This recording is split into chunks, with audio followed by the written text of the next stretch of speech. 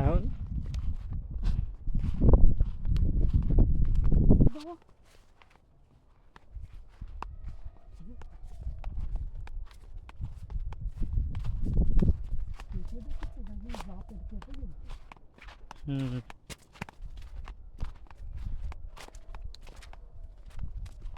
একটা 45 সেকেন্ড কোনটে? হ্যাঁ, এখানে মাছের গন্ধ পাচ্ছি যে সাপের গন্ধ কেন পাচ্ছি না এটা বুঝতে মনে হচ্ছে। কিন্তু ওরা কেউ নেই কেন বোধহয়, থাকলে তো একরকম, না থাকলে তো বেশি ভয় লাগে, তাকে যাবো না।